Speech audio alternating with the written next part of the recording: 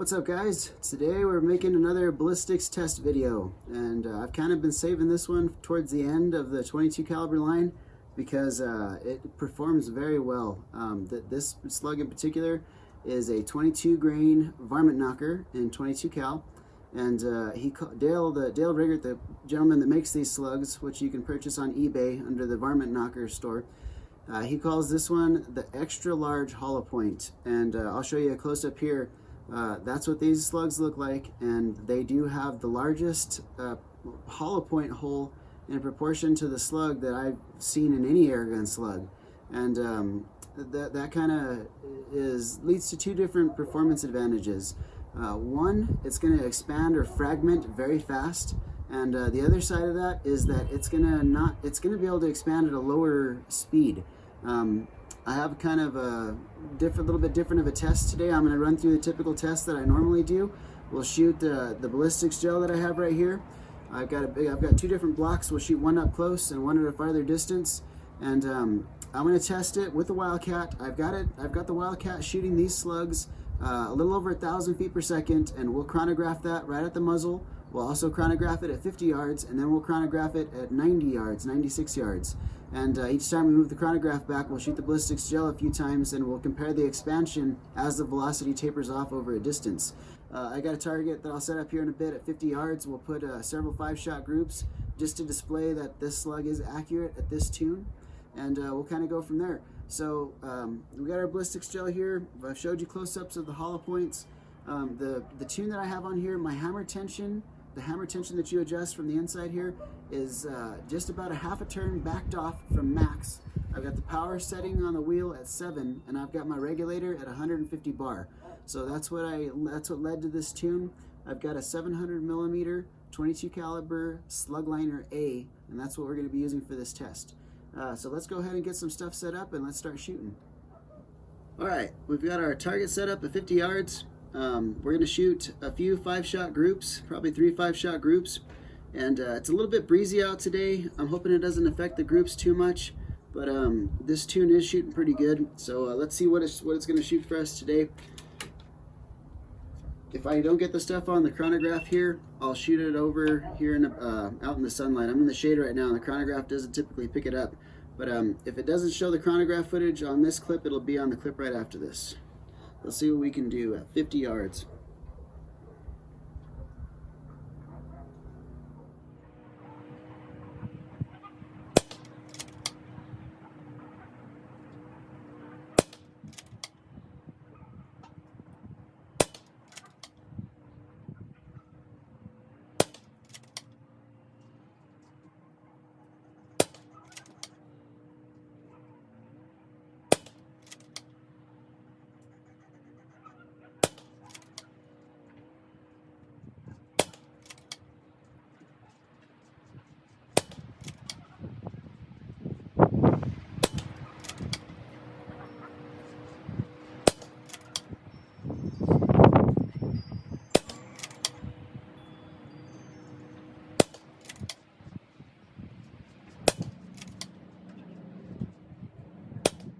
Okay, that was 3 5-shot groups. Now, I'm sure you guys can see the table kind of blowing right now.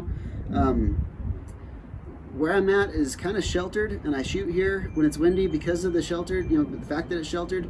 Out where I'm shooting, there's a significant cross breeze, and I think that kind of affected our point of impacts. But I think you guys will be able to tell from the groups that this thing is definitely grouping. I've taken it out prairie dog hunting several trips, and I was able to shoot stuff accurately. And it's just kind of the wind is wreaking a little bit of havoc on the groups. But I'm going to walk you guys down there, and we'll take a look and measure them, and let's go from there.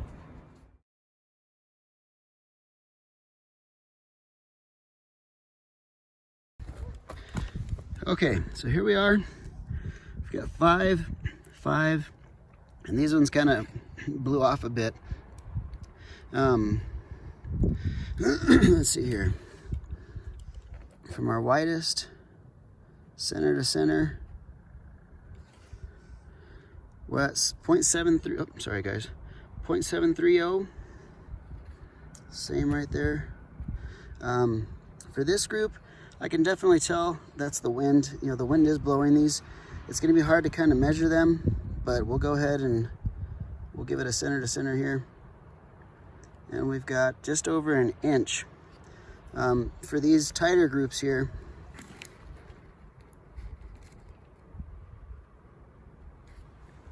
we're looking at 0.38. So you can definitely cover it with my thumb, both ways, whichever way you want to look at it. And like I said, I don't know if you guys can hear the wind. There's a little wind flag blowing right here, and during the shots there was a couple gusts. So let's just take it for what it is.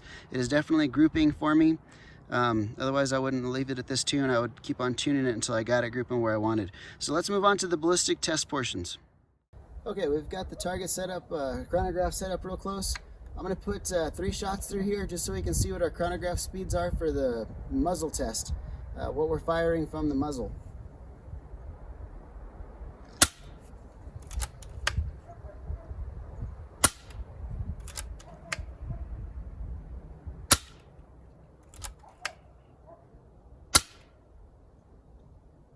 Okay, not too bad. The first one, we'll call that a burner shot just because the gun's been sitting in the shade. There's our starter speed. Let's go ahead and get the ballistics gel set up and let's start our ballistic tests. Okay, we've got our ballistics gel set up just a few feet from the end of the muzzle.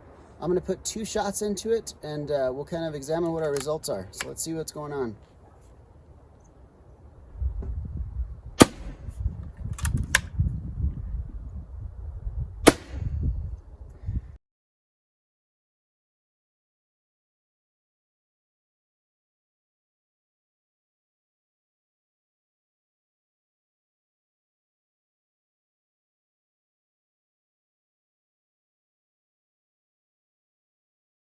Okay, let's set the gun down. Take a look. Get the camera out of the way.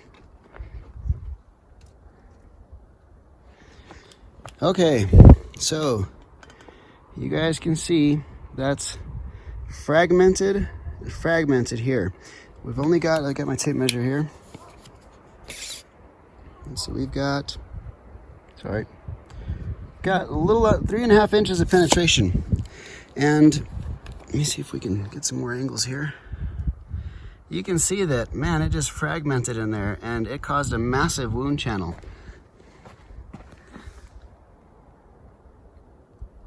Definitely significant damage. So that's our control. We'll see how much it drops off by moving it out to 50 yards. And 50 yards will be our next test. So let's get that set up. Okay, we've got the chronograph moved out to 50 yards. And we're going to put well, let's say 3 to 5 rounds. Well, we'll try to put 5 rounds through it and see if we can get a consistent reading. And we'll swap out our gel.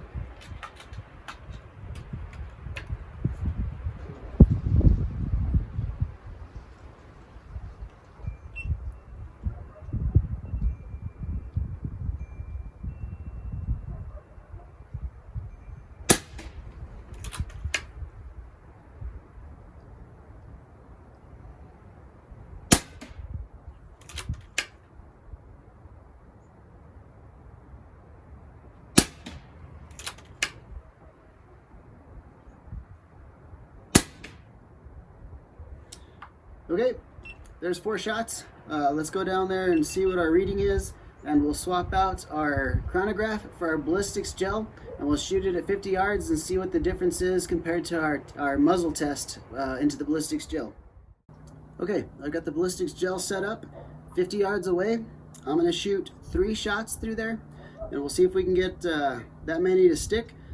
The wind's kind of died down a little bit, so hopefully it'll be nice and accurate. So let's take our 3 shots, see what's going on.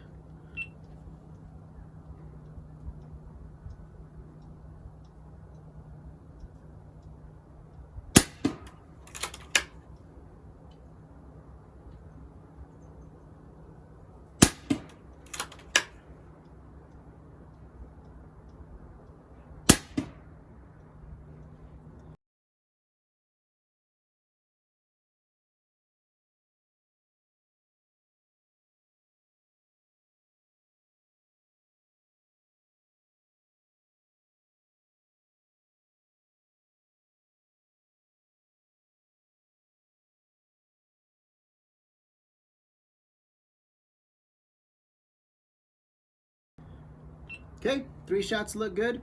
Let me walk you guys down there with the tape measure and we'll check it out.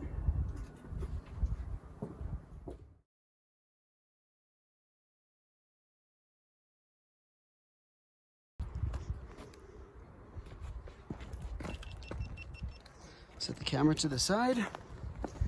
Okay, and we've got 3 good hits. Hopefully you guys can see that nice and clearly. We have 1, 2, 3. Now, did the same kind of results. It expanded. There's our 50 yard. There's our, there's our control muzzle test, and here's our 50 yarder. So you can see the damage that it causes. It definitely creates a cone of shock. Let's try to stay out of the sun here. So not bad. I did bring the tape measure. Let's see what our penetration is. So we got a little bit more penetration, and what that means is it didn't quite blow parachute like it did on the first one, but you know, hopefully you guys can see this in detail here. It definitely expanded. So we'll dissect all these slugs here in a little bit, but for now, let's go ahead and we'll move the block out to 96 yards along with the chronograph. We'll shoot it out there and see what our results are at that distance. Okay, I've got the target set up at 90 yards. We're a little bit out of the sun or the shade right now, so it's not half and half. So it's actually 90 yards on this one. And I've already got my scope dialed up, so we'll see what we can do. It is windy. I'm gonna take the wind into consideration here, and hopefully I don't shoot the chronograph. So let's put 3 rounds and see if we can get a number out of one of those.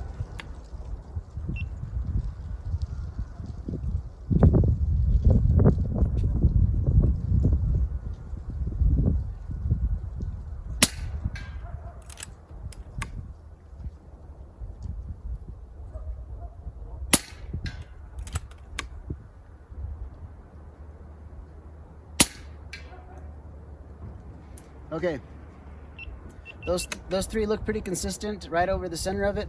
So let's walk down there, make sure we got some numbers, and we'll swap out the chronograph with our ballistics gel. I've got a new block to shoot at, so we don't confuse any of our wound channels. And we'll probably put 5, well, maybe 3, or we'll see how it goes. I'll try to put at least 3, maybe 5 rounds into it, and we'll check out our results. All right, we've got the ballistics gel set up there, a little over 90 yards, about 92 yards actually. And we're gonna give it a few shots and see where we're at.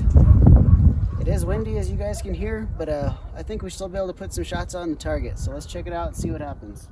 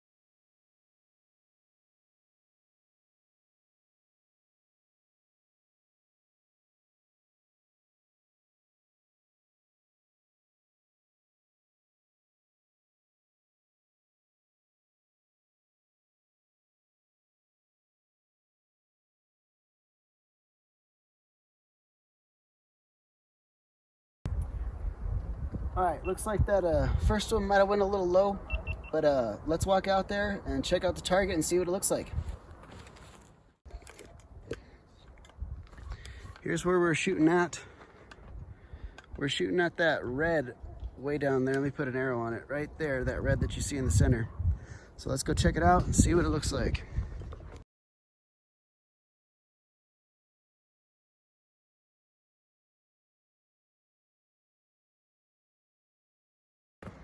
Okay, so here's where our hits were. We did have one very low down there. The other 4 are closer than I expected.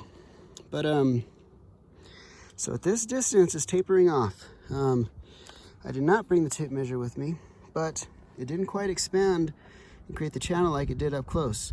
So the drop in velocity does affect the expansion of it. We'll have to dig it out. I don't see, oh yeah, it did fragment. You can see there. The bottom one might have fragmented just because it hit the bottom.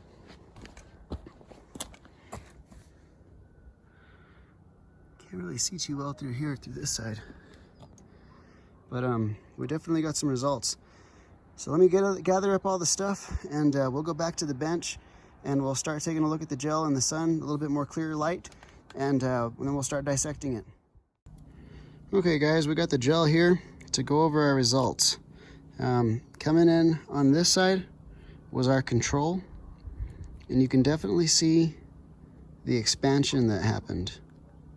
You know, it definitely started out, mushroomed out, and created a conical style, kind of a wound cavity.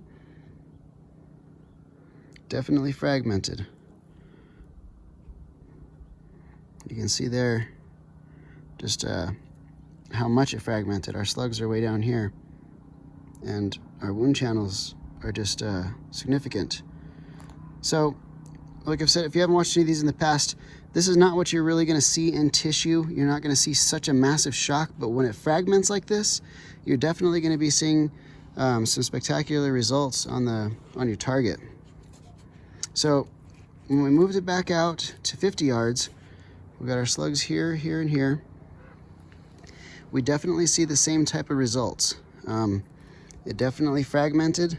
You guys can see there, lots of fragments.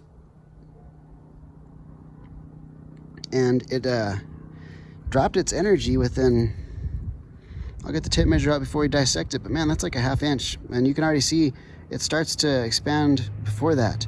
So definitely some good results there.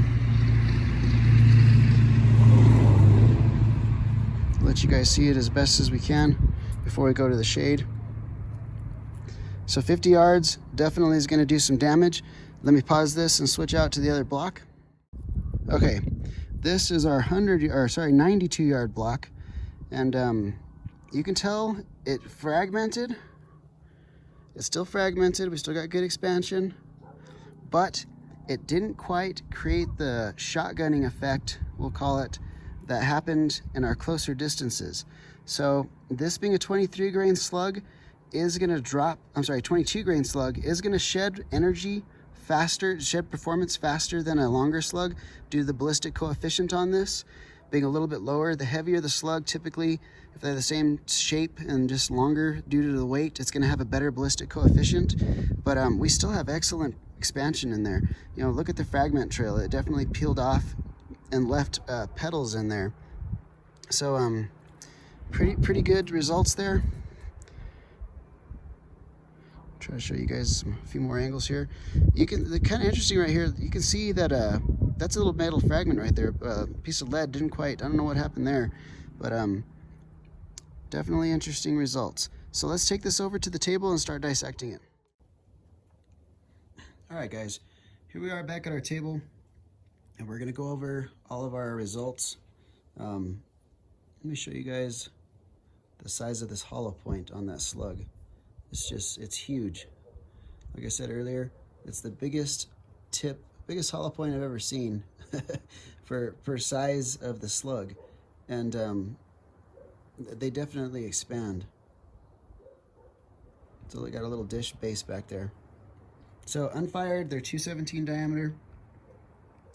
We'll go ahead and start out with this block here. This was, you know, there's not really going to be much that I can take apart. I'm thinking what I can do is cut it down the center.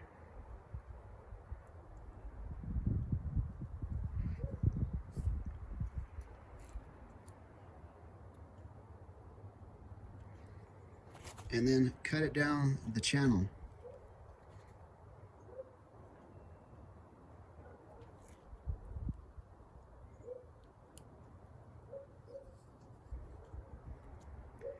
in an attempt to get a better view. And you can see that's quite the blast.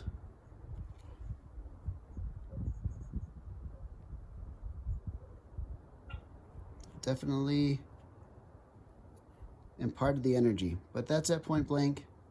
I'm not quite sure how we'll actually measure this other than just comparing. We're not going to really have some numbers to write down. We'll just be able to compare what the blast looks like. And you can see there, that's pretty significant. You know what we could do is measure this. Let me get the calipers out real quick so we can measure that. Okay, I've got the calipers out. They are zeroed, and it is in inches. So what we're going to do here is we'll try to measure the bulk of the blast. You see this area right there? That's kind of where we have some pieces that shot out, definitely above and below, but I think that's an accurate measurement of the blast that it created. And that's almost an inch. You know, there I can see a little, probably a little bit easier for me to see than you guys on camera, but you can see where it shot shrapnel out in all directions around it. You can see that. It's significant. Okay, so let's look at this next 50-yarder.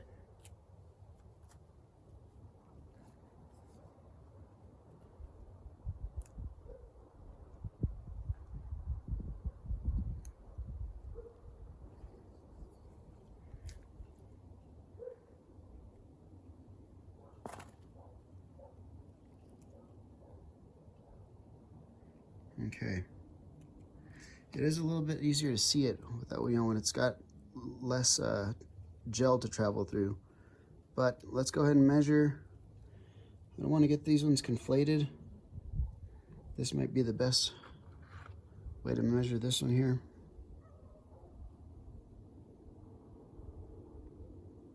Looks like that's about where we're at. So possibly even further. It's hard to say because both these channels are kind of so close together, but not bad. Let's see this one.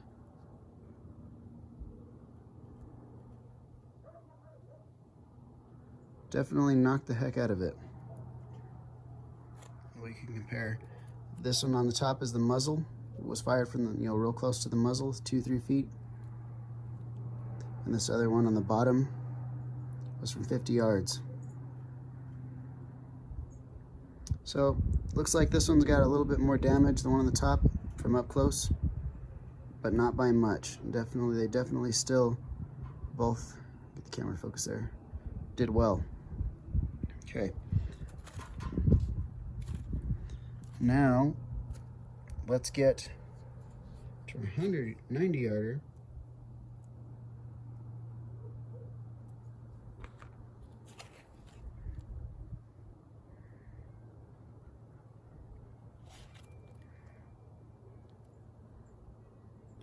Let me see if I can cut right down the middle.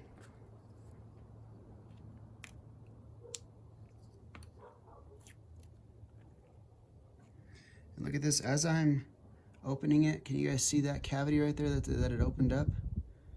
Man, it actually shredded it in there. You guys can see that. Tore it up in there. There's just all kinds of fragments in there. So some of that, part of that is because I shot the group so close, but here's a pretty good view of what it looks like. This one was the one that actually looks like we might have actually hit the bottom of the can there, but there's a good look at it right there. This channel right here. We can measure that.